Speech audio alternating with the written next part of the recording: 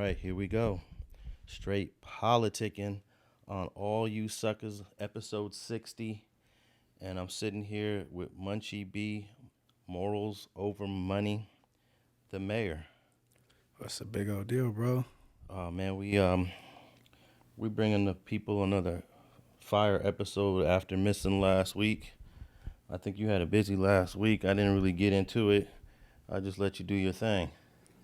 Yeah, it got kind of hectic with the, you know what I'm saying, stuff overlapping, you know what I'm saying? But yeah, we back straight politicking. We back, and there's a lot to talk about. Let's see here. But yeah, we're on episode 60. We're on episode 60. Episode marathon, huh? Yeah, man. It makes me think about Bricc Baby. And someone told me he already took his deal. But is he in the process of taking the deal, or he just took his deal already? You heard anything about that? Last I heard he was in the process, but he might have put a bow on it by now. You know what I'm saying? He probably got it figured out by now. Okay, so that means he's gonna be on his way to a halfway house or something, or to where he gonna be at to do his time. But I don't think it's gonna be that long. I heard a number, but I don't like throwing shit out there. Yeah, I didn't hear a number, so yeah, I don't like throwing propaganda.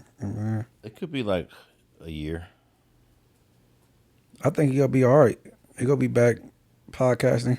Yeah, he's not the one that has to worry about much. It's that Termaine Williams is the one that's really gonna be. He's gonna be sitting in there for a minute if he's found guilty on anything. But hold on, if he's found guilty on anything, you interviewed Termaine Ashley Williams' brother right here, and today it seemed like he take a different stance.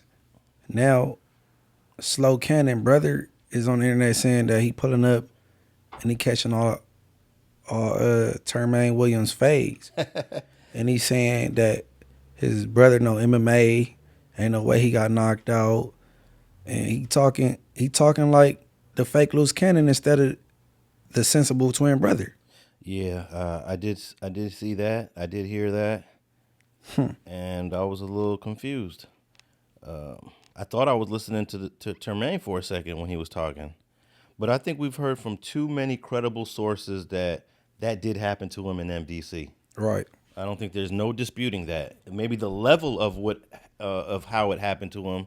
Did he get knocked out? Was he put to sleep? Did he get dropped? Whatever the case is, he lost that side of the battle. Right. I could say that word knocked out it get used too loosely.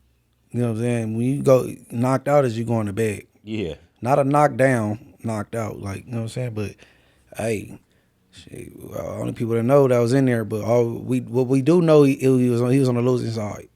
Yeah, and there's no doubt about it. No matter how much Sharice Mills tries to downplay it, or his brother Jermaine try to deny it, sometimes you cannot fight the internet. You just can't fight it. You ain't gonna beat the internet. Right. You cannot spin a narrative successfully on the internet. No, for real, you ain't lying. But he talking about he is like almost close to impossible with him getting knocked out because they grew up doing MMA and they all this. I'm like, man, where was that MMA knowledge at when Cowboy got up on him? Yeah, that was funny actually. He dipped off into that building. We got on. Cowboy came up from up under that car like, what's up, guy? Yeah. Old ass breathing on him. And why would you be barefoot? Didn't he say something about I need to get my shoes, or was it change my shoes or get some shoes? That was his excuse later. Yeah. He had to like, let me go get my shoes and I'll put my shoes on or something. Like, guess he said he had some flip flops on, or I don't know, whatever bunk excuse it was. Hey man, the Hawaiians and the Native Americans used to go to war barefoot, bro. Barefoot, killing shit. Yeah, you could, man, you kick them shoes off and get the squabbling, especially when somebody coming at you. Yeah. Like, come on, bro, that was a poor excuse. I wonder if when he gets out the hole, is he going to be able to stay in MDC, or if they're going to transfer him out. Sometimes they send you down to Orange County if you feel like your life is in danger. Or if they feel like it. Or you going to come back out there and say, no, I'm good. Sign that paper and put me back on the same floor I was on. I don't know if the feds is the same as the state. The state, you sign a marriage chrono and then you go back, you know what I'm saying, to the yard after an incident. I don't know if the feds is the same though. Oh, you definitely got to sign a waiver. You got to sign off just so that they don't. What you talking about, the feds? Yeah. Okay. Just so that they're not going to stay liable if something happens to you. But I don't know. I don't know what he's going to do, man. But yeah, he's the one that's facing some serious time, not Bricc. You know, Bricc is just facing some basic gun possession offenses. We all seen people face that. Mozzie, T.I. Who else faced federal gun charges? Those are the two that come. Mozzie did a year. T.I. also did a year. And T.I. was found with some heavy-duty weaponry, you know. Mozzie was just found with a strap. Now, Boosie's about to sit down because they reversed it. Remember he beat the case? Mm-hmm. Then they reversed it, which is, I needed to talk to. Whoa. Oh, so you could beat a case and they could reverse it? That's why I needed to talk to the attorney. Not they dropped it and they refiled, but you could beat a case and they reverse it. Well, saying beat a case is another term that's often misused. He had his case dismissed, and then they refiled.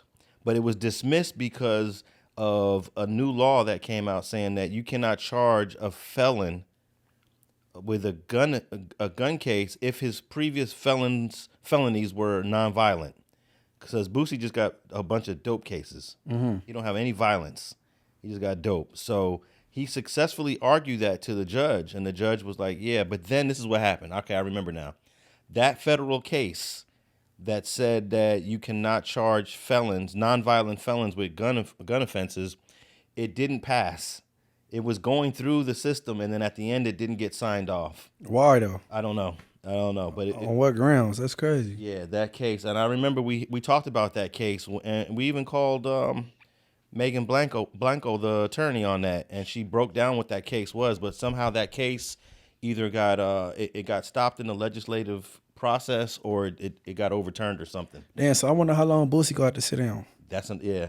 I think Boosie's gonna get what T.I. and what Mozzie got. Hold on. If that's case law and it's written in stone. But it was brand new case law. So the case law wasn't completely, I would say, to use your term, it wasn't completely written in stone. Sometimes, like right now, there's a case coming down for LWOPs. And I'm going to help you. I'm going to use that for some dudes that I know that are LWOP. I'm going to say, hey, jump on this case. But it's not in stone yet. And I don't think it'll be in stone until 2026. So I'm holding off on sending that case to some of the dudes I know because I don't want to get them too happy. Because a case will come out, and then it takes a while before it's completely solidified in the law books.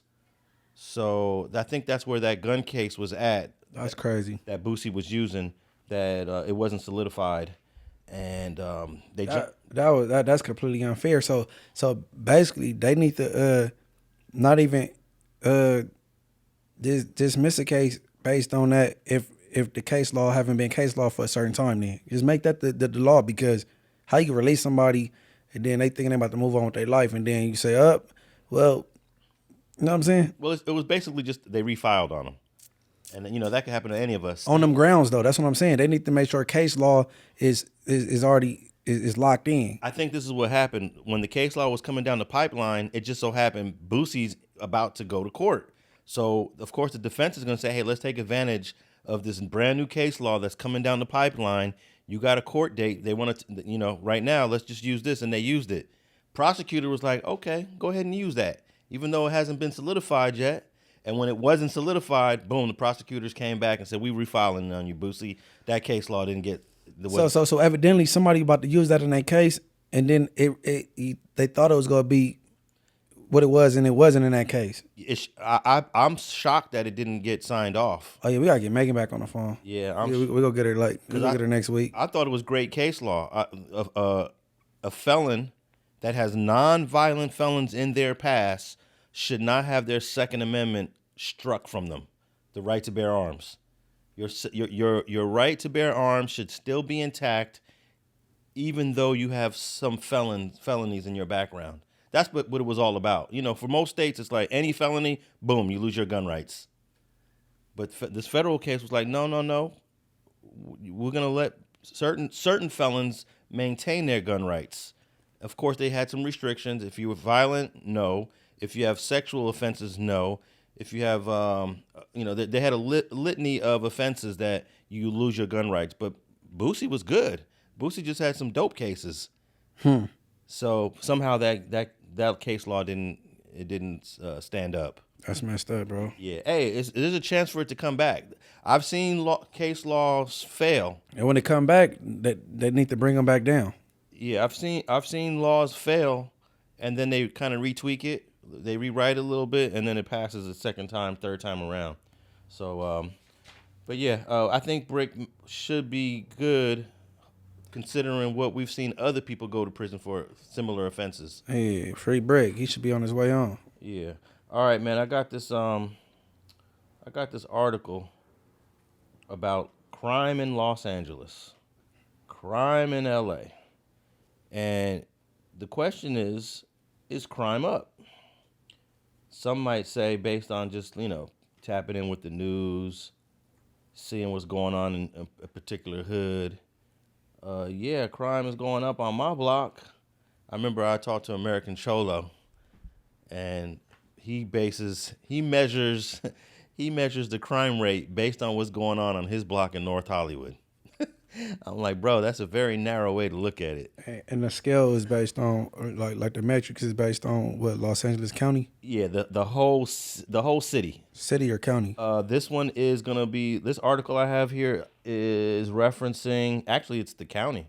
So let me read this a little bit. It says here, does perception match reality when it comes to crime in Los Angeles? This is an article from ABC 7 News, and I have a link to this in the show notes below. But according to the data, crunched crime data, when you look at just in the city of LA, all types of crime are trending downward. While there have been more than 15,000 violent crimes committed in LA during the first 8 months of the year, this is up to August 31st, crime is down 17% from the same period in 2024. For LA County, there's data comparing crime now versus before the pandemic. Homicides, robberies are below pre-pandemic levels. In the county, however, aggravated assaults are up by 22%. And because of this spike, overall violent crime rate has ticked up 5%. Burglaries, though, are below pre-pandemic levels. Now, flocking would fall under burglaries, right? That's yeah. Yeah. So burglaries are down countywide. In most types of crime, if most types of crimes are trending lower, why does it feel like it's so much? Why does it feel like? And it says here, a professor from UCLA says that social media is amplifying crime coverage on the news, and true crime series on television and documentaries are more popular than ever. If we think we've got a collective PTSD, and I'm not being flippant, she says, this is Professor Georgia Leap, you got to divert yourself in what you do watch. And I believe that wholeheartedly, that we are influenced by what we watch. And listen to. And, yeah, all of that. Because the music, like I hear now, like they had name drop who they popped on, who they had skits and beef with, you know what I'm saying? Like. And even if you're listening to us, we cover a lot of crime in the city. And listening to Straight Politicking, you might think crime is up. I'm just covering certain stories that I think are newsworthy. It doesn't mean that crime is up. It doesn't mean murders and homicides are up. And if you watch the news at 11 o'clock at night, they always start off with crime. The first 3 to 4 minutes is crime, no matter what. Even if crime is down, if it's up, they start off with crime because that's how they get their ratings. I don't think we're using the word ratings anymore. That's how they get their clicks and views. Man. All right, at one point I used to watch the news heavy, but the COVID messed it up because all they was talking about was COVID related stuff. Like they wasn't talking about nothing no more. It got boring, right? Yeah, but sometimes I used to watch the news. They report on dumb shit like a cat in the tree type. Get up, I'm like, wow, why is they talking about this? Why is this even newsworthy? You know what I'm saying? It's crazy. Yeah, they got to. Well, I think the goal is to balance the news off with feel good stories. And, of course, the grimy shit, because they don't want to mess up people's mental health. That's why you see those cat caught in the tree and the fire department had to come get it out of the tree, because they just want to balance off the stories and not mess up people's mental health. Imagine if we watched our news for 30 minutes and it was all crime. Our mentals would be getting messed up. Yeah, but I was like, why is this on the news? Like, so and so is reunited with her dog after been missing for 3 weeks. I'm like, they got some nerve. It's a lot, like, really going on out here, and they, you know what I'm saying? Yeah, I mean, if I was a news director, I would probably balance the news off in a whole different way than we see it. But it's also motivated by sponsors, advertisers, ratings, all that other shit. Right. So they got a method to it, and that's why it is. But there's so many channels now. And even if you don't want to pay for it, there's so many free apps you could connect to your TV and watch. I watch news sometimes. I'll pick a channel in the middle of Iowa and watch a news channel there because I see it there. I'm like, what the hell are they doing in Iowa? And it's like no drama news, no crime, no drug dealing, no gang banging. It's like a whole different type of news. Okay, all right, the different states I've been to, and let's just say I'm in a room and the news is on. What I noticed with our news versus other state news, whether it's St. Louis, Denver, Atlanta, Florida, what I notice is they don't have high-speed pursuits. Like us, breaking news be the helicopter and somebody switching 4 lanes trying to get on. Like, they don't, like, high-speed pursuits is not really a thing in different states. Well, I know in New York it's very difficult to have high-speed pursuits. Oh, yeah, for sure. You got to get out on foot and brake. Yeah, it's definitely a California thing. Yeah, bro. Like, you know what I'm saying? For the viewers that's tapped in, like, look it up, bro. How many high-speed pursuits happen in different states, bro, versus here? And I noticed that, like, I done been zoned out. You know what I'm saying? It's like on the news, and then like when I'm visiting different places, and I'm like, ain't everybody's about to pull over. Hey, how come more people don't take the police on a journey into Inglewood and by the airport when they're on a high-speed pursuit? Because, hold on, why they don't or do? Yeah, why they don't? Because if they do, right, they can shake the helicopter, the bird. It's a no-fly zone. And then if they're really good at what they do, they can probably. I think it's easier getting away from a car than it is the helicopter. You know? Yeah, once the bird up, you in trouble. You know what I'm saying? But I've seen a dude the bird was up, but a dude was hitting these little bridges, and what he did was bridges. What state was this? I don't remember what state it was, but he would go under these little bridges, and then of course he'd pop out on the other side. But one time on one of the bridges, he stood underneath there and tricked the helicopter, and then the helicopter wasn't sure, like, hey, which way did this guy go? But he just stayed parked under the bridge and was out of sight. And I think he got out and went on foot, changed his clothes, went on foot and got into some a neighborhood, but they did eventually catch him because he had on like yellow sneakers on, and that's what got him. That's what got him caught.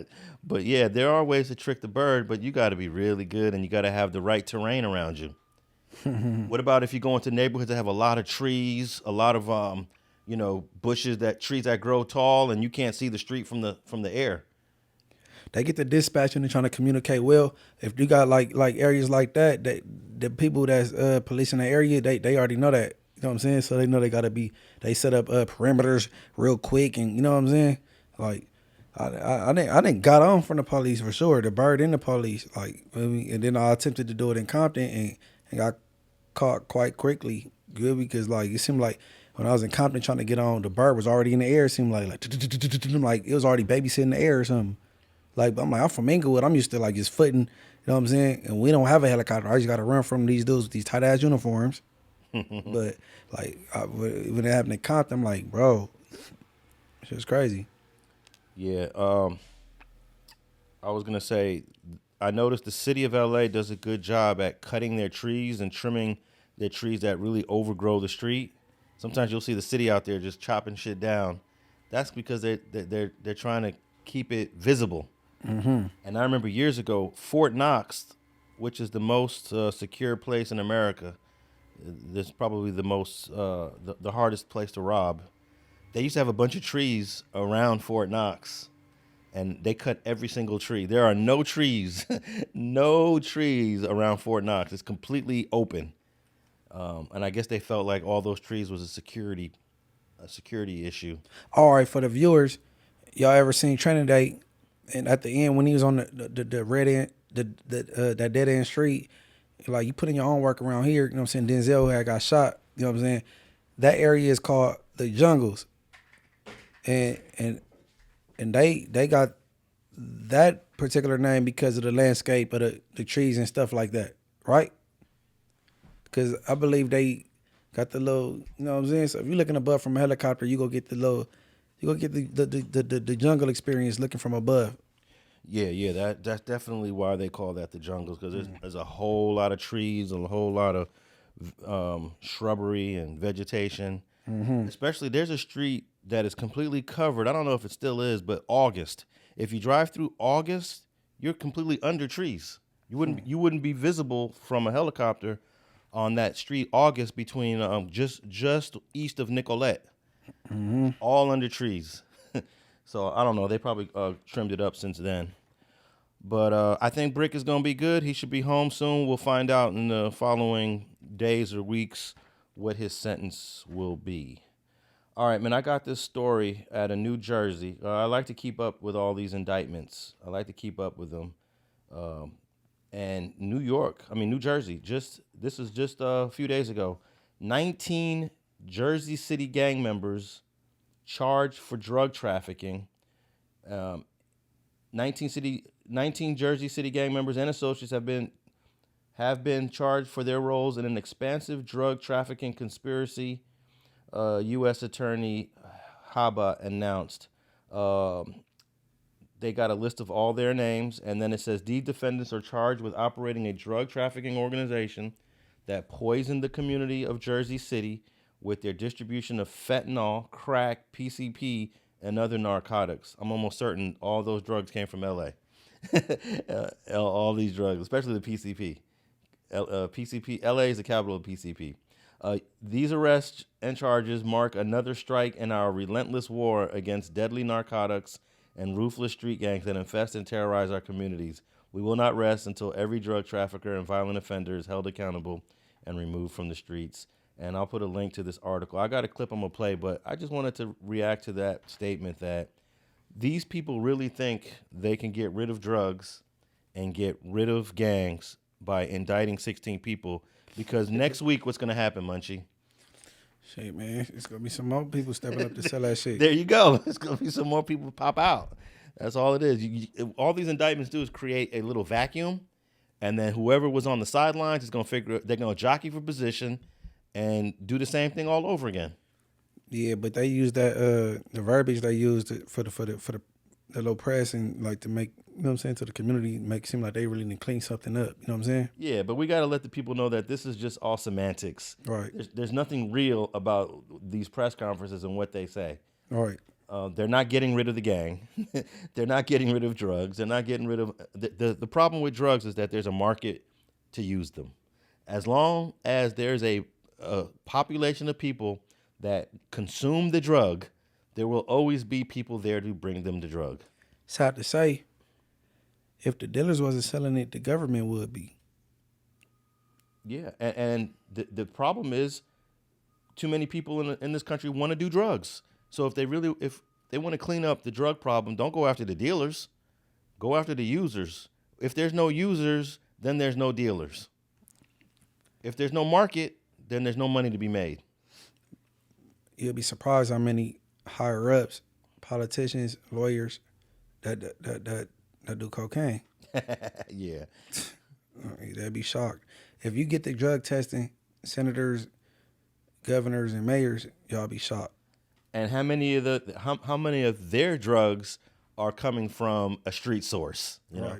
Right. The same people that they're indicting, they're sending to federal prison, but these users, these high up users, these upper echelon users know that I'm not worried about my supplier that just went to prison. I'll have a new one real soon. He'll be replaced. He'll be replaced in about a week or two. And he gonna buy some more from him when he get out. Yeah. So it's kind of like it's kind of a facade. Let me play this clip of the 19 alleged gang members charged in Jersey City, New Jersey. 19 alleged members of a Jersey City gang now face charges in a big drug trafficking conspiracy. Federal officials say the charges include conspiracy to distribute 40 grams or more of fentanyl, 28 grams or more of cocaine base, and other narcotics. Investigators say they observed and documented hundreds of narcotics transactions over a months-long probe. Boom. That's it. And not a lot of drugs that were actually taken into possession, just grams worth, not kilos, just grams. How was that even worth? That's not even indictment worthy. Well, I think they monitored them making sales and purchases and things of that sort. It seems grandiose in the beginning, but if you follow these 19 guys' cases, they all gonna be home within the next 36 months. There's no murders. Is this a state indictment or federal? This is a federal indictment. Okay. But I don't believe any of these people are going to do heavy time because there's no violent crimes in this indictment. There's no murders. There's no attempted murders. It's just it's low-level drug trafficking. Imagine all these low-level drug dealers getting indicted. That I think they wasted resources, bro. To take down some low-level drug dealers, like y'all could have arrested them individually. Know what I'm saying? Like the feds for this. Yeah, it is a little minor, but you know, there's people that live in these communities that are complaining. There's people that have kids that live on these blocks that are complaining. Right. So we can say it's low level, but we can't ignore the fact that there are kids that grow up on these streets that are trying to live a normal life, and they're saying that these people are disrupting that. Okay, overstood, right? Yeah. Because you and I both have kids. Okay, let's just put it like this. Other federal agents is laughing at this little takedown. Maybe so. Like the other, because they all be in competition, friendly competition. You know what I'm saying? Like they laughing like, oh man, Parker was over that little indictment. Yeah, I passed on that yet, like for sure. Okay, listen. This paragraph of the article near the end, it says the charged offenses carry a minimum sentence of 5 years to a maximum of 40. And I can tell you this: nobody getting 40. Yeah, nobody in this indictment is doing 40 years for selling grams of these various drugs. But you know, that's how it always starts off. You know, you're facing 100 years, you're facing 50, 40. I believe all these guys are going to be out in 36 months. Right. They all gonna be out. And this was headed by the Bureau of Alcohol, Tobacco, and Firearms, ATF. They also had us DEA. This is the costly part of this that you're talking about, Munchie, because the question is, how come the New Jersey City PD just don't arrest these people? It's the DEA, the ATF, and the VCI. The VCI is the Jersey City Violent Crimes Initiative. We're all involved in this for arresting dudes for selling grams of cocaine and fentanyl. So, well, maybe they bullied them. Maybe the feds bullied them for they you know what I'm saying? Yeah, maybe that was the state had it and the feds like, man, we got this. Now, what I don't know and what they don't usually provide to the media this early in the game is that these 19 guys might not all go fed because it's a collaboration between federal government and state government. They usually split it up. Yeah, they split inmates. Yeah. Let us get some. So that's something that you have to do. If you want to follow this case, the names of all the defendants are here. All you got to do is search the database, see how many are in the BOP and how many are not in the BOP. You know, you search some of these names, it'll say not in BOP custody, and you're like, well, how? You just got arrested. You just got arrested in this indictment, and then you go to New Jersey Department of Corrections, and then you find out that, for example, Gerard Crawford, who's named in this indictment, he might be sitting in the New Jersey penitentiary. Or right now he'd be in the county jail on his way to New Jersey penitentiary. But yeah, that's the most recent federal indictment that is impacting street gangs here in the United States. I want to move on to another one. There's a gang in Minneapolis. I was there for the George Floyd protests in 2020. It was the first and only time I've ever been to Minneapolis. I'm familiar with Minneapolis only because of the artist Prince. That's where he was from. A city with a very low black population, but nevertheless, they do have a black community in Minneapolis. and they have a gang there called Lowe's, Lows. Have you ever heard of this? Never, but Mike Epps from there also, right? No, Mike Epps is from Naptown, which is Indianapolis, Indiana. Okay. Which is not too far from this part. We're calling this like the Midwest. Okay. The Midwest.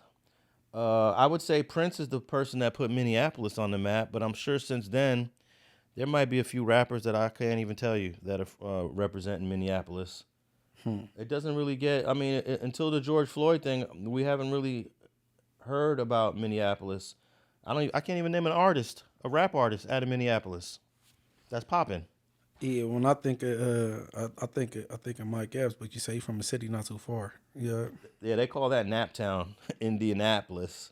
But there's a gang in Minneapolis called the Lows, and they got RICO'd, by the way. Let me see here. Let me pull up this article on the Lowe's gang. Now, that last indictment I just read was not a RICO, the one in Jersey City. But this one in Minneapolis... Oh, Jersey wasn't a RICO? No, it was just a federal indictment. Okay. So the one in New Jersey, Jersey City, New Jersey, was not a RICO. That was a federal indictment. But this Minneapolis indictment is a RICO. It says here, 3 more Minneapolis gang members charged with RICO conspiracy. So apparently, I guess these guys got indicted a while back, and then just recently, about a week ago, they added more defendants. So 14 total defendants now indicted. A federal grand jury in Minneapolis charged 3 additional alleged members or associates of this gang called the Lows, Lows, bringing the total number of defendants to 14. Now, this one's a little more serious. The defendants are allegedly responsible for 10 murders carried out through repeated shootings in public spaces, including gas stations, barbershops, food trucks, and crowded streets, according to the assistant U.S. attorney. Now, let me stop right there. When I see something like this, I'm like, wow, that's deep, right? 10 murders. Then I download the indictment, and then I read the whole indictment. These 10 murders are usually not in the indictment. This is what I hate about the way that the government reports news. You read about all these murders in their press release, then you actually read the indictment and there's not 10 murders, it's like 2. So I'm gonna follow up on this and give you guys the actual number of murders that are in this indictment. This is just a press release released by the government. The Lows are killing our neighborhoods and taking them down, said the U.S. attorney from Minnesota. RICO charges give us the power to dismantle these violent street gangs that fuel the violence and trap families in fear. Every time we bring one of these cases, shootings drop, neighborhoods calm, and law-abiding families reclaim their streets. I don't agree with that. This progress is only possible because of the relentless work of our law enforcement agency. This violent gang, the Lows, will not continue to wreak havoc in Minneapolis anymore. Says, but hold on, they not gonna be able to wreak havoc off of taking 14 members off the streets. That's what I'm saying. They cap for the man. They're all right. Yeah, this part of the I guess the presentation of an indictment to the media is theatrics to me. It's all theatrics. It doesn't really deal with the problems in the community. Right. It doesn't really deal with what causes gangs to flourish in the first place. And no talk about poverty, low income, dilapidated housing, the social ills that need to be improved. None of that. It's just all about we got these dudes off the street and now life is going to be better. Let me repeat that last part. This violent street gang, the Lows, will not continue to wreak havoc in Minneapolis neighborhoods anymore. Let me put the name of the person. This is Assistant Director Jose Perez of the FBI Criminal Investigation Division. He's the one that's trying to sell us a dream here. This week, the FBI is conducting various operations around the country in different cities, conducting various takedown, arrest operations, several cases that are not necessarily connected, but we're simultaneously doing various arrest operations targeting violent criminal organizations. These are criminal organizations involved in trafficking in firearms, narcotics, fentanyl, dangerous organizations, violent felons that we will be arresting on various state and federal charges. So this really reflects our efforts and the FBI's commitment to impacting and reducing violent crime around the country. It reflects the efforts of our task forces under our Safe Streets, Violent Crime, and Organized Crime Task Forces, how day in and day out we work with state and local partners to reduce violent crime. Violent groups don't belong in our communities. They say some of the dumbest stuff, right? Violent groups don't belong in our communities. These charges demonstrate our overall strategy and relentless determination to eradicate drug-fueled gang violence plaguing our community. And it goes on and on to say all these things. And then it's got the superseding indictment alleges the gang committed a total of 14 murders as part of its racketeering activities. And it's listed everybody's name here. I mean, these are youngsters. 21-year-old Albert Lucas, 24-year-old Caprice Richards, 25-year-old Glenn Carter, and it goes on and on. Okay, they got some YNs on there. Yeah, and I'm gonna request the actual indictment. I'm gonna read this, and I'm gonna come back, and I'm gonna put myself out on a limb. I'm gonna say these 10 homicides that they're talking about in the press conference are not charged in the RICO. I don't know how many are charged, but I can guarantee it. These 10 homicides are not gonna be charged in the RICO. They're just alleged to have committed them. That's what they're gonna say.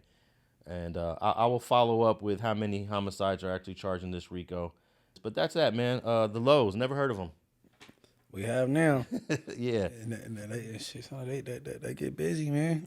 And I just want to say, these are the agencies that were involved in this investigation. This was a more extensive investigation. ATF, the FBI, the DEA, the IRS, the HSI, which is Homeland Security, Minneapolis Police Department, Hennepin County Sheriffs, and the Minnesota Bureau of Criminal Apprehension and the Minnesota Department of Corrections have investigated this case with the assistance of the U.S. Marshals.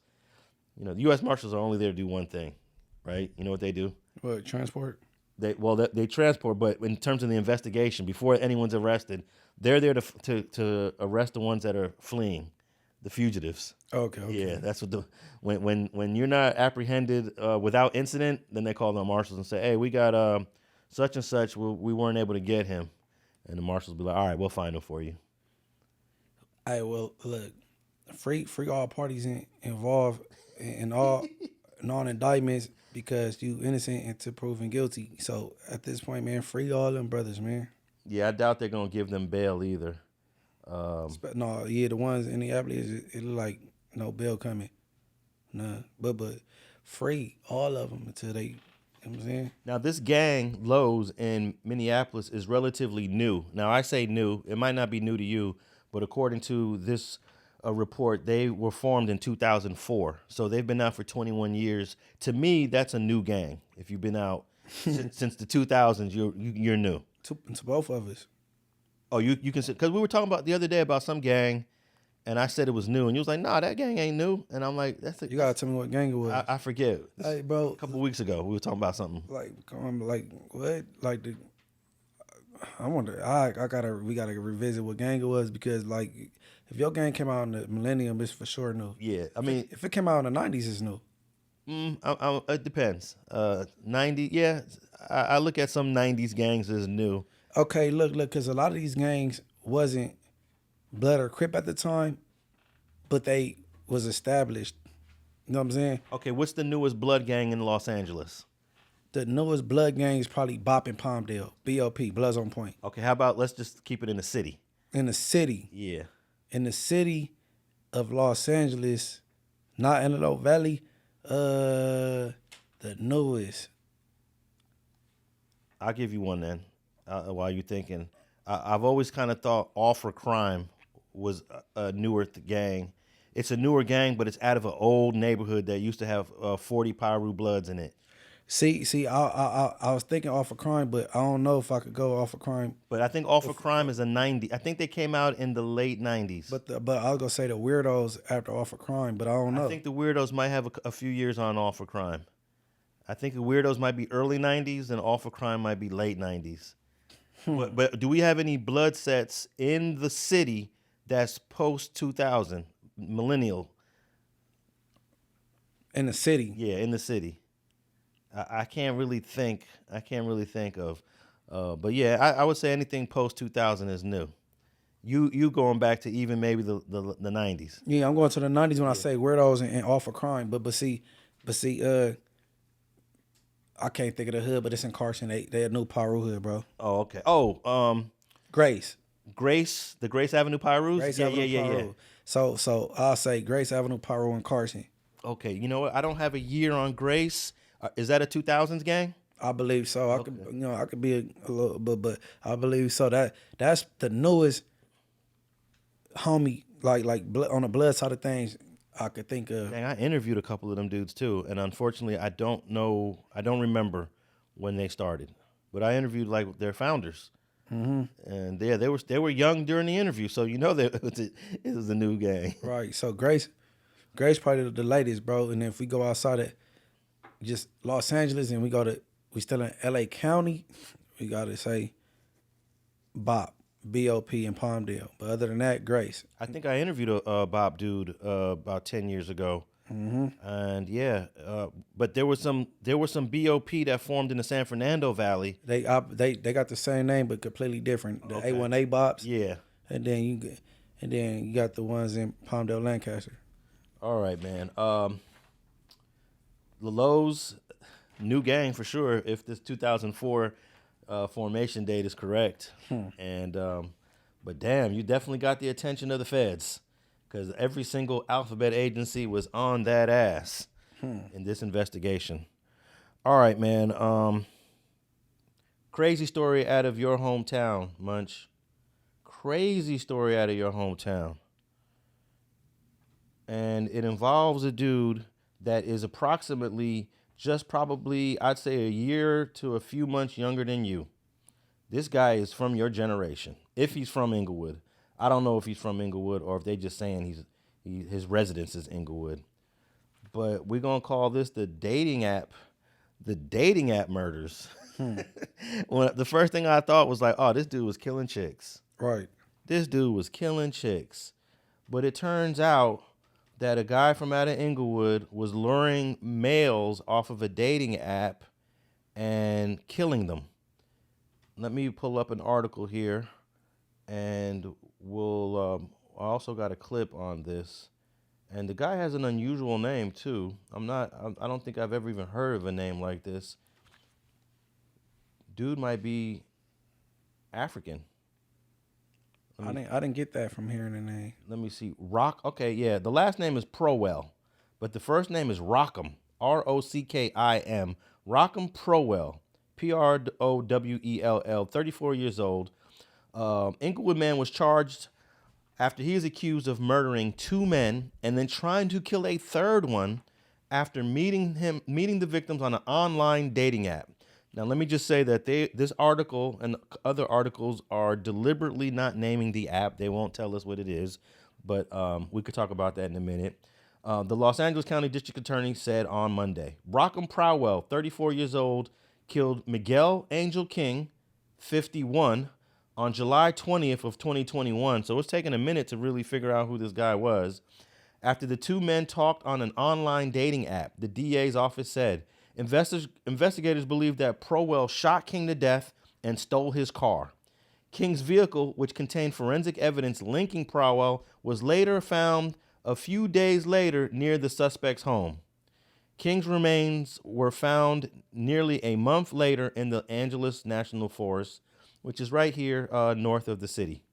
Then 2 years later, in 2023, Prowell was believed to have met a guy named Robert Gutierrez, age 53, just 2 years older than the first victim, Munch.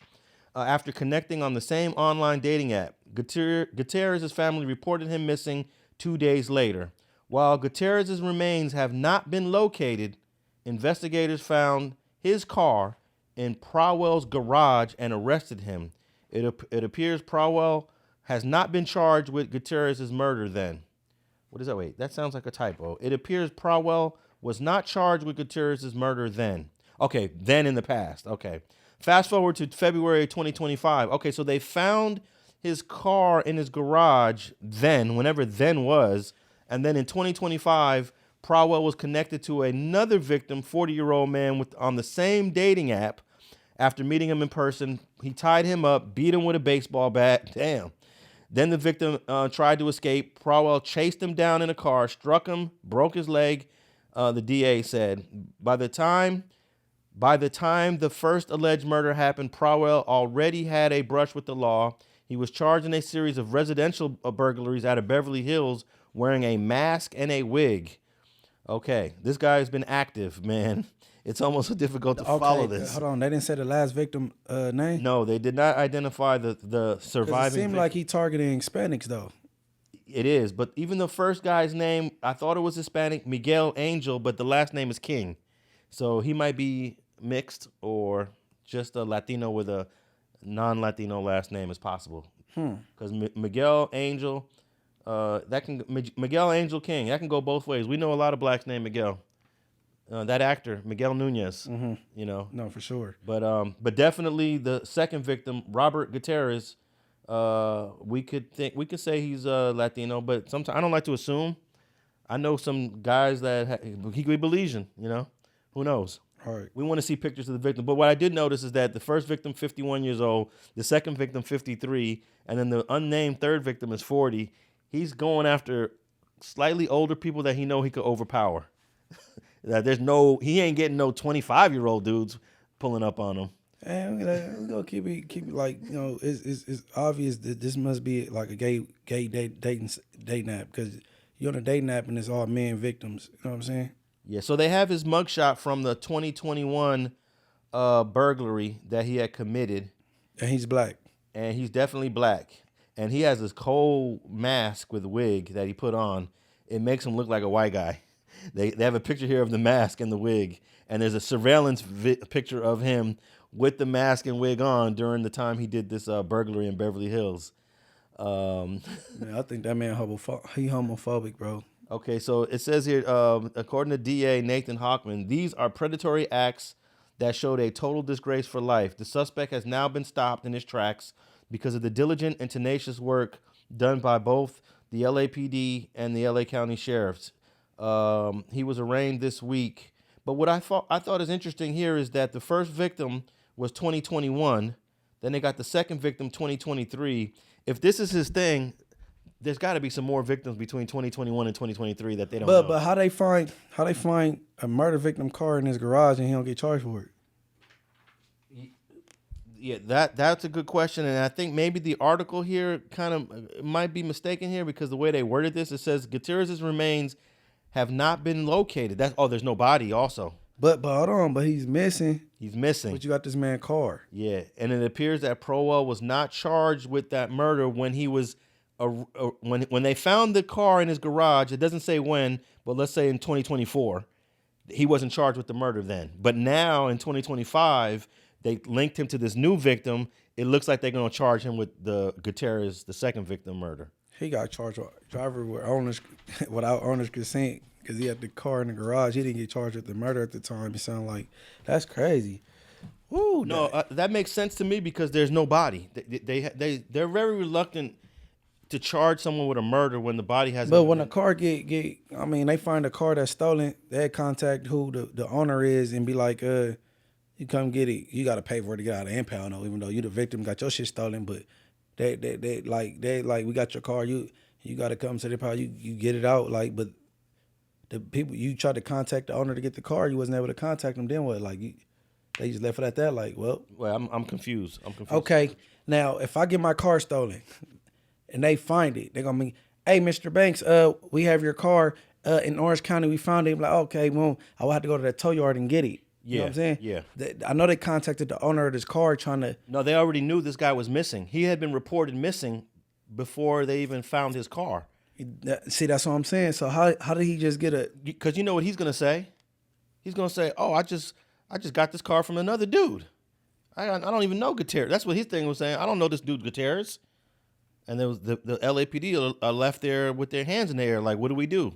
We got no evidence that he killed anybody. We don't even have a dead body. We have a missing person. This guy might be alive. How many missing people are still walking the streets 2, 3, 4, 5 years later?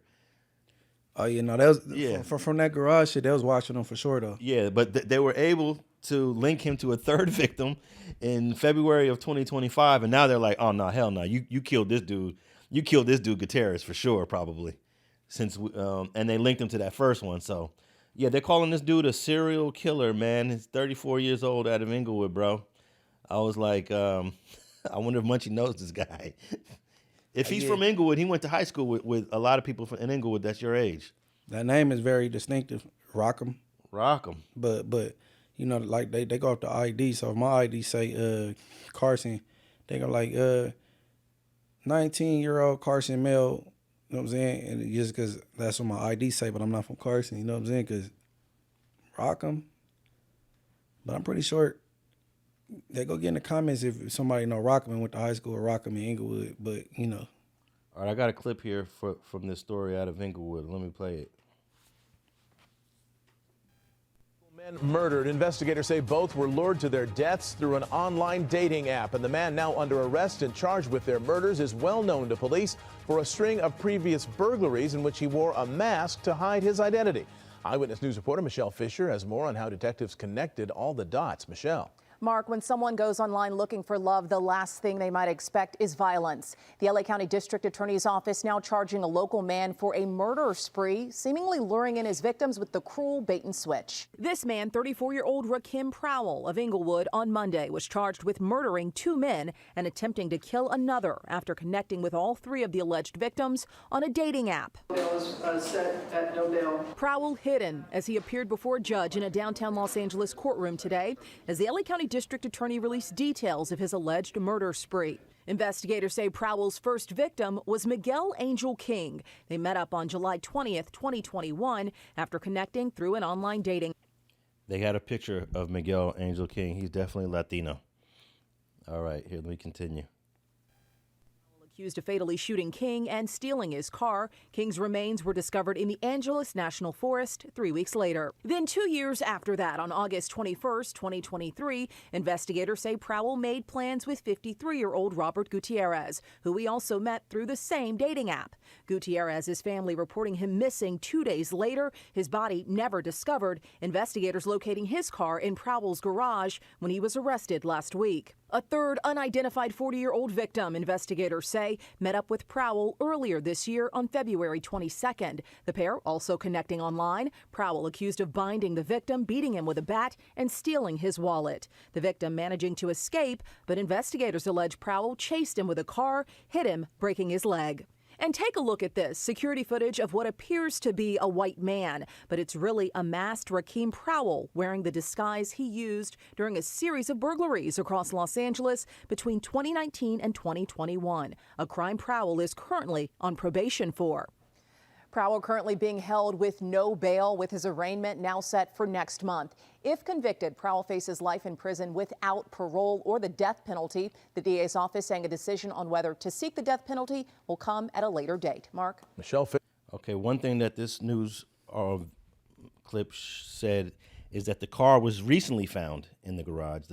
The article alluded that the car was found in the past in this garage, so we're a little unclear on that. Rockim, not Rockim. Well, it's spelled R-O-C-K. If Rockim should be R-A. Yeah, but it was Rockim. That sound more like Mama more didn't, common. Yeah, Mama didn't know how to spell Rockim. Rockim. She just thought rock, R-O-C-K. Hey, a lot of moms in that generation were spelling names phonetically and messing up the spellings. Rockim. But also the second thing is this can be a hate crime if they charge him with. Yeah, because they all homosexual, man. He said, you know what I'm saying, this is the last thing you're looking for when you're looking for love. Yeah, and the third person they calling him John Doe on this on the clip here will eventually get an identity. He's the surviving victim. He coming to court, bro. He coming to court for real. Yeah, Rockim in trouble. Yeah, Rockim could possibly get sentenced to death for this offense, for the homicides of 2 people and attempted on 1. And again, if he did the first victim in 2021, killed the second victim in 2023, usually serial killers don't wait 2 years to do another one. If that first one was so easy in 2021, we got to assume that there's a couple more victims between 2021 and 2023. Probably was busy. Yeah, but who knows? Probably was in a relationship. Yeah, there is one serial killer that is known for taking big gaps in their killing. That's the Grim Sleeper. There you go. Right. Because he take a nice sleep and then get back to it a few years later. But man, I think this is a crazy story, man. That's kind of close to home. Too close to home. I think that's a hate crime. And then he got a certain target, like expanding homosexual males. Yeah, and this is a story that's being covered all over the country right now. And one of the New York Post titled the story "Creepy California Serial Killer Wore White-Faced Mask During Prior Burglary Spree." I thought that was a clever title. That's crazy. Yeah, He going down. definitely. And he's look in his mugshot that they got here. He's got glasses on. He looks like a very studious young man. If you just looked at him, and of course we should never judge a book by its cover, but just looking at the mugshot, there's no way you say to yourself, serial killer. You think of oh, he looked like a student, or he looked like a good boy. See, it's when they let you take a mugshot picture with the glasses on.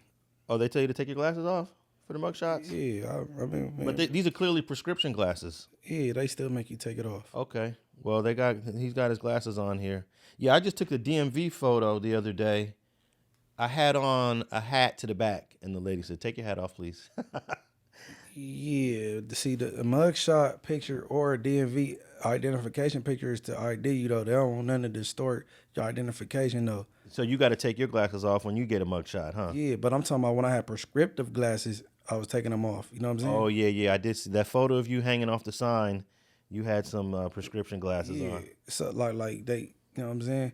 And that's why like if you ever go to the DMV, like you lost your license and you want to get a replacement license, you don't take a new picture. They boom.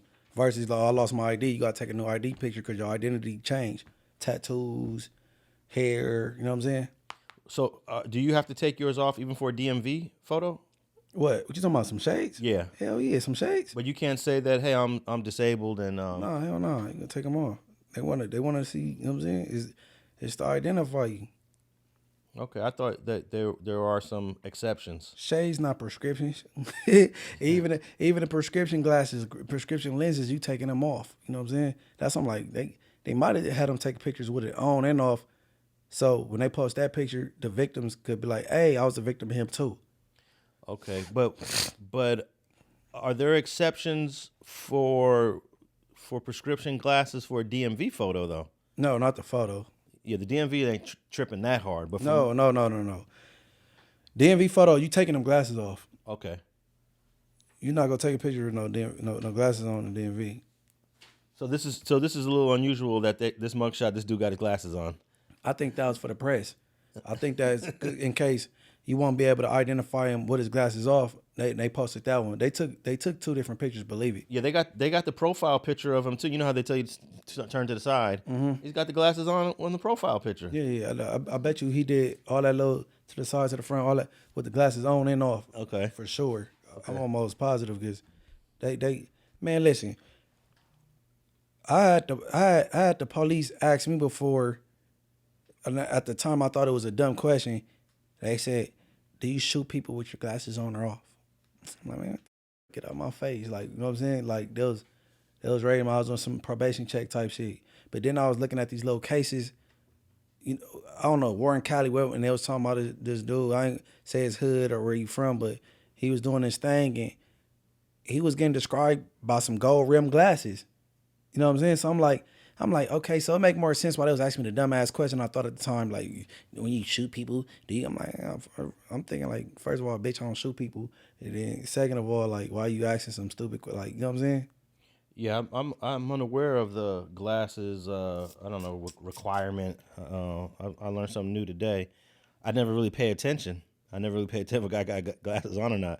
But I think the glasses in this guy's mugshot really gives him a look of innocence.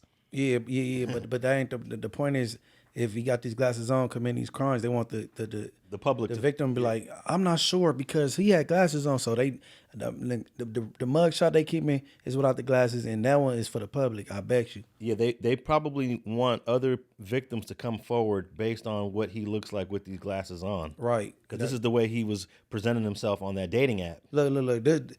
And the content I did was Whack 100 want me to be a snitch like him. Go check it out, Morals Over Money TV. I called Inglewood Police Station, and I recorded the call because I wanted them to know what an MR hole was. It's an MR hole. It's something magistrate review, yeah, or whatever. So I'm talking to the lady, And and I'm like, yeah, and then she explained to me what it was.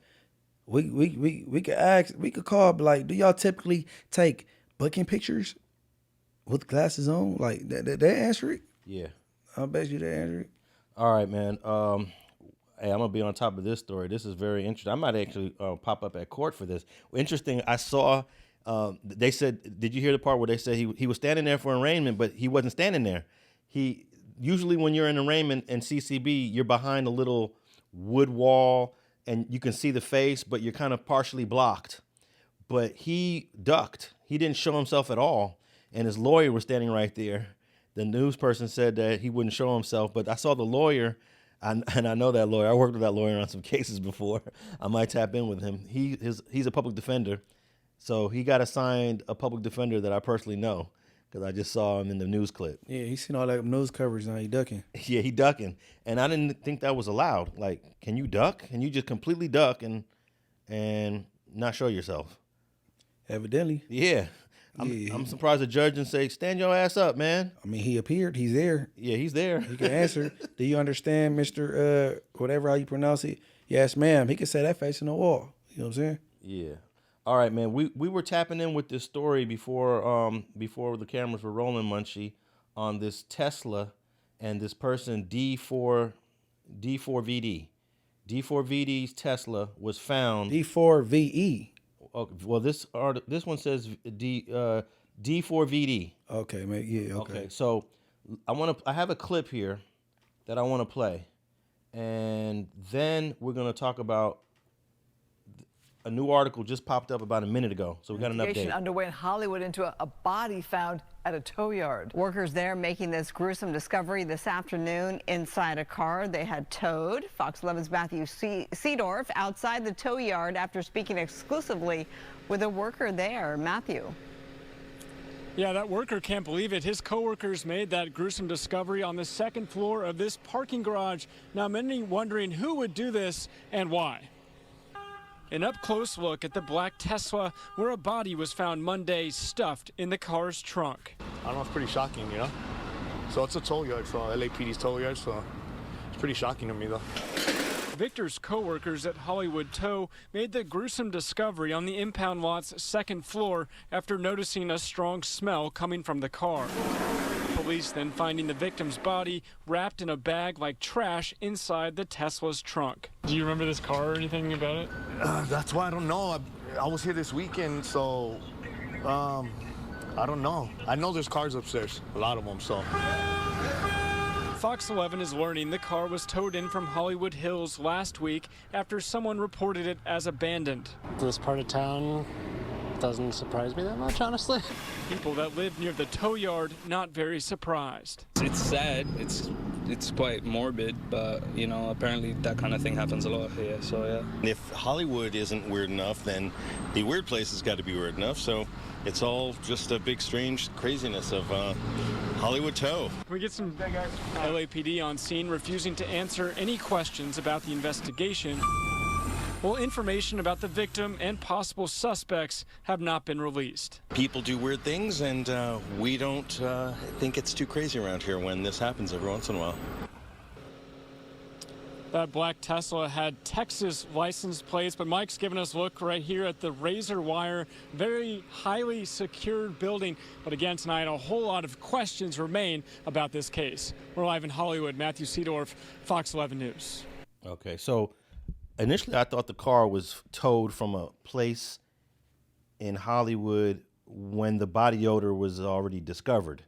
The body odor wasn't discovered until after the car was towed and put on the property of the tow yard. Right. Yeah. So apparently this car belongs to a guy, a rapper. We'll just call him D4 for short. And we didn't know if D4 was involved. We don't know if D4 is a victim. We didn't know if D4 is a suspect much. But while we've been shooting this episode, an updated article came out literally a minute ago. And it says here that D4vd said he is fully cooperating with authorities after a decomposing body was found in the trunk of his impounded Tesla registered to the singer. Now, initially, we weren't sure if he was the one in the trunk or if he was involved in it, but apparently he's cooperating. He popped out. He's alive, it's not him in the trunk, obviously.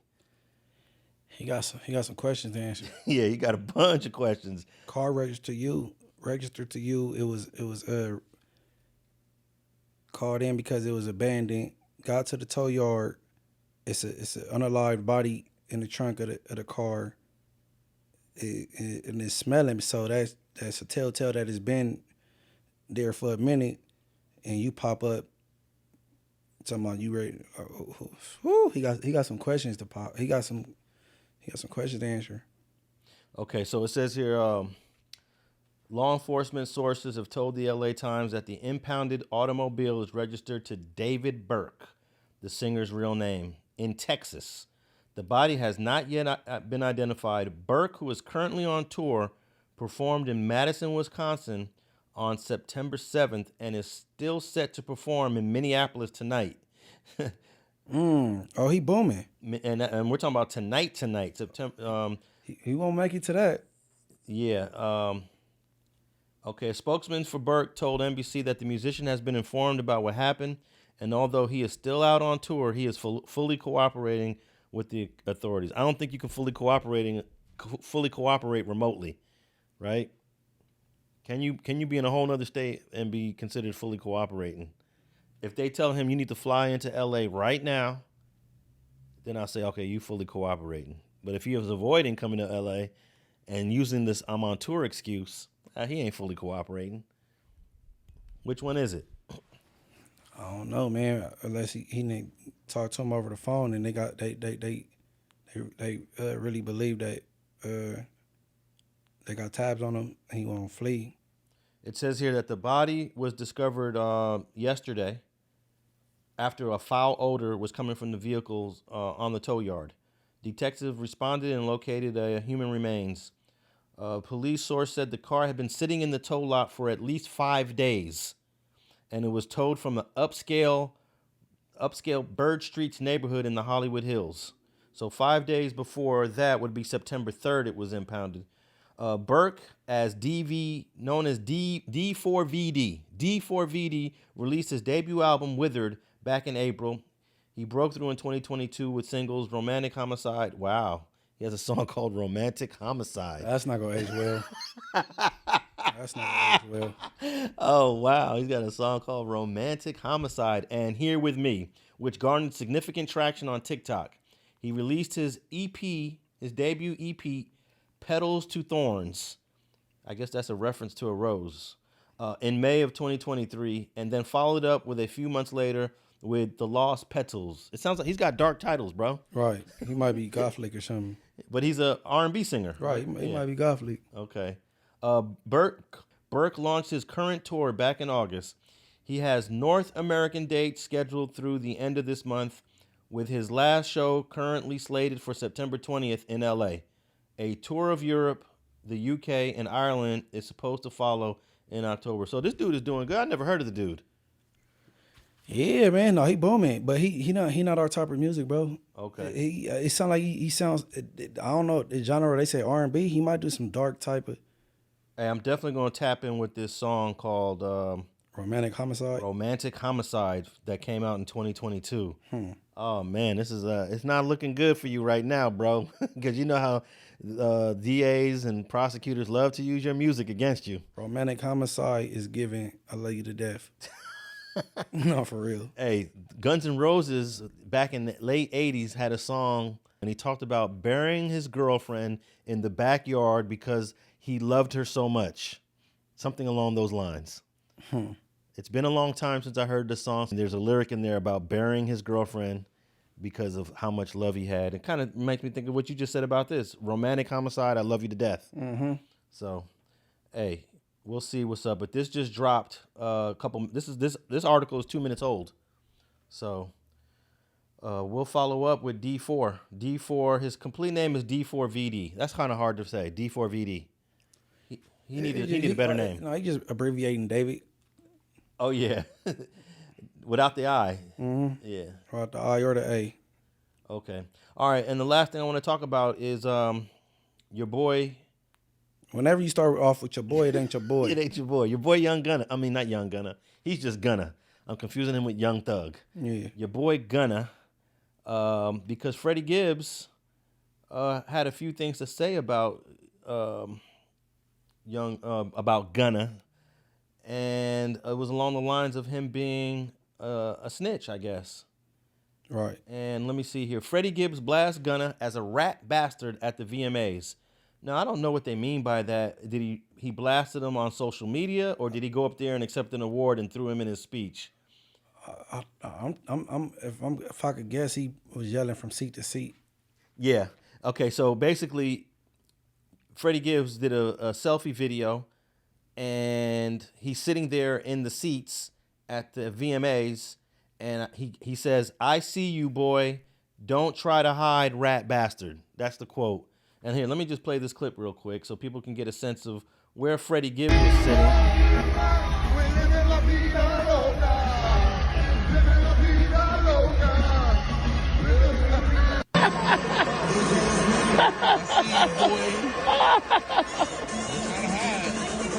Oh shit! Oh shit! But could he even hear him call him a rat bastard? That's the thing. Okay, so Freddie Gibbs is sitting in the row behind Gunna. Not only is he behind Gunna, but he is to his right by at least I'd say 3 or 4 seats. And then there is the divider. The divider, the metal stair divider. I guess it's the handrail for the stairs. So Freddie Gibbs is sitting on one side of the steps, and Gunna is on the other side of the steps. Maybe I'd say about 2 seats in. So there's a significant space because you got the space of the stairs, and then you got the 2 chairs where Gunna is sitting in the second, and Freddie Gibbs is sitting on the first chair on his side. So it's a good chance he didn't know he was being recorded, or he couldn't hear him. And he never turns around, Gunna, right, during this. And it appears that the girl sitting in the first seat to the right of Gunna is a blonde white woman. She never turns around. So yeah, I don't even think he even knew. Yeah, he didn't hear that. Yeah, he didn't hear that. That don't count. Now, what is this all about, Munchie? Well, let me go back to 2022. Mm-hmm. Let's go back to 2022 when all of this these snitch allegations came up, and we can talk about it. Let's see here. This is Gunna in court. Whether or not you agree or acknowledge that statements are true, okay? Yes, ma'am.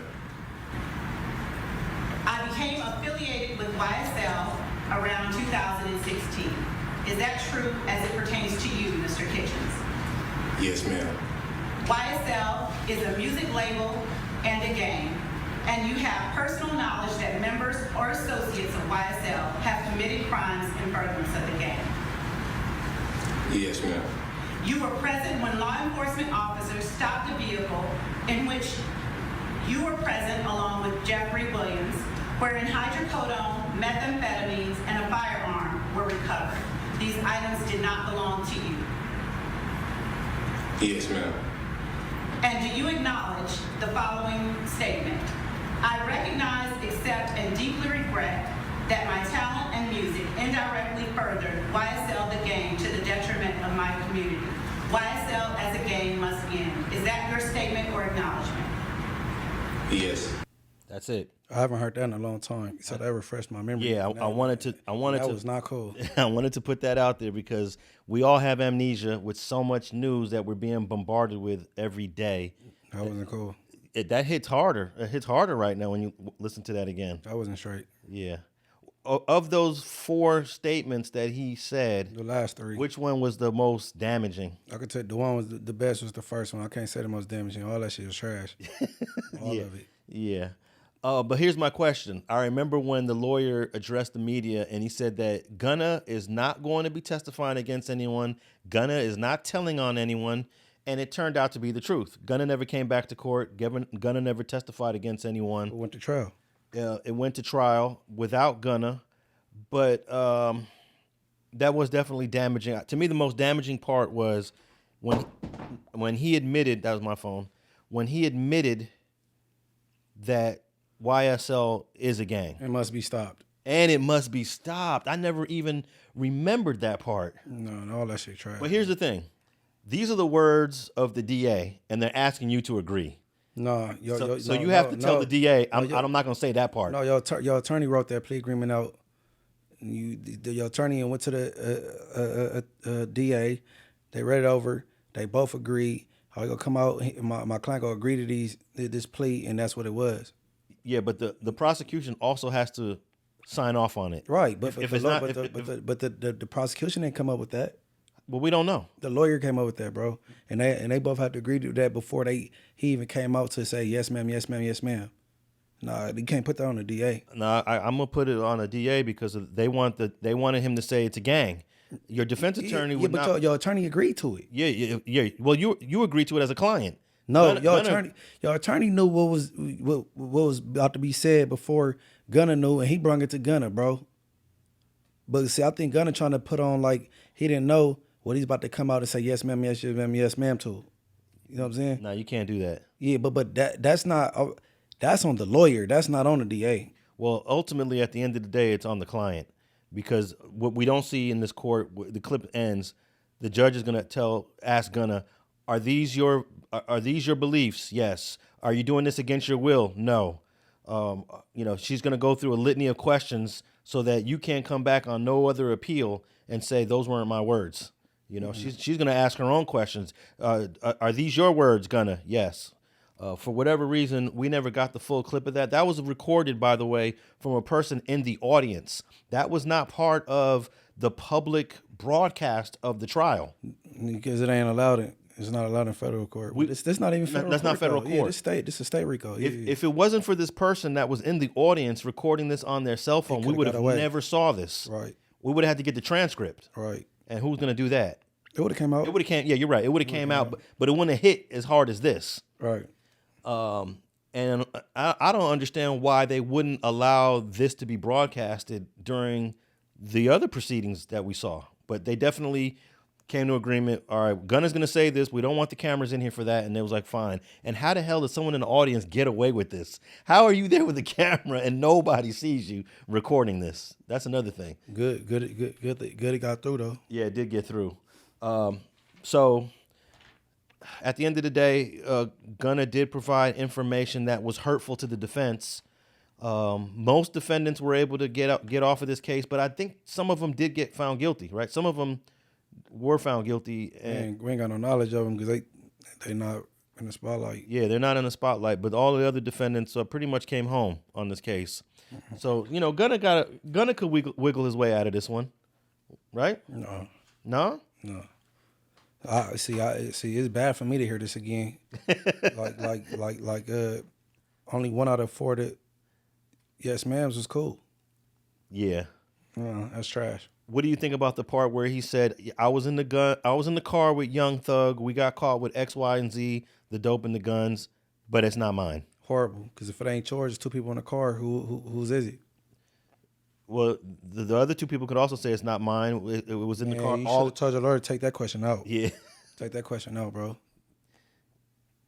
Yeah. Well, whenever we say it's not me, we all do this. It's not me. But we usually say it's not mine when the other person there and he's saying it's not mine too. Yeah. But you know what I mean? So if I'm in the car with like 3 of the homies, you're like, oh, it ain't mine, it ain't mine. Now we all go and they go get a DA reject. But it get put on the owner of the car as far as California go eventually. But like, or if it's out in the open, we at the park and somebody throw a gun, everybody get away from it and they can't really pin it on nobody.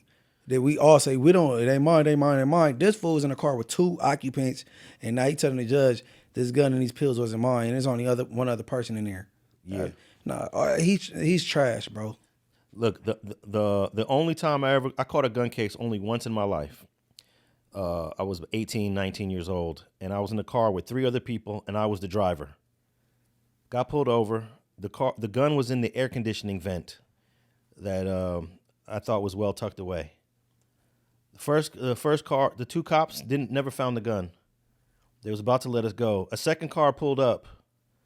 Officer Feliciano. He was like, what are these guys? I'm about to let them go. Officer Feliciano says, let me check the car real quick. Officer Feliciano finds the gun. He comes to me because I'm the driver. And he says, I'm taking all 4 of you guys to jail. You know what I did? What's that? I said, the gun's mine. Let them 3 go. And they did. They let the other 3 guys go. And I took the case. No hesitation. No, it ain't mine. I don't know where that gun came from.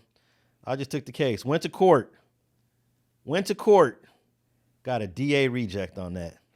Because I never agreed to the search. Yeah, man. Never agreed to the search. They searched that car on their own. That's the game god, for sure. But I think that if I would have said that gun ain't mine, I'm also putting that on the other 3 occupants of the car, right? So how does that go? No. If all y'all saying it ain't y'all's, everybody saying, I don't know, you're not putting it on them. But doesn't the driver have a higher level of responsibility in that situation? If y'all all say y'all don't know, they gonna put it on you anyway. The driver, you go get it.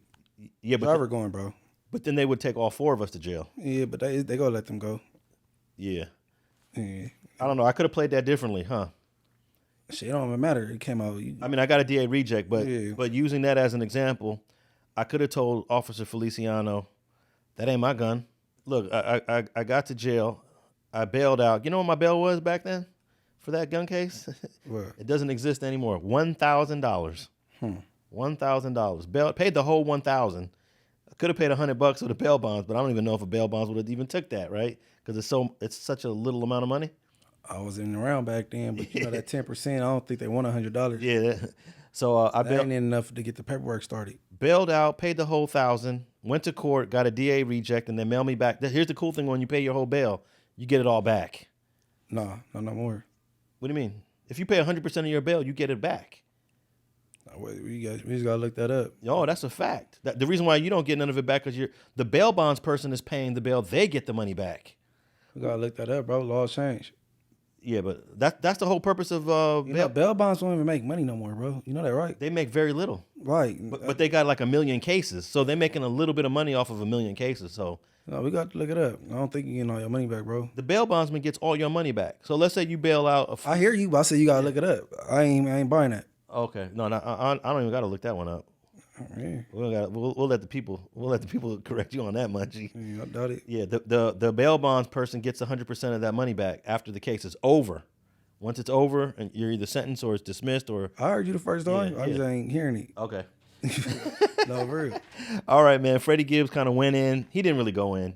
Nah. And I don't know who did the lyric of that last clip of that video, but all right, man. Munchie B, morals over money. Morals over money TV. Everybody like to subscribe over there. BT. Alex Alonso 101 on all social media platforms.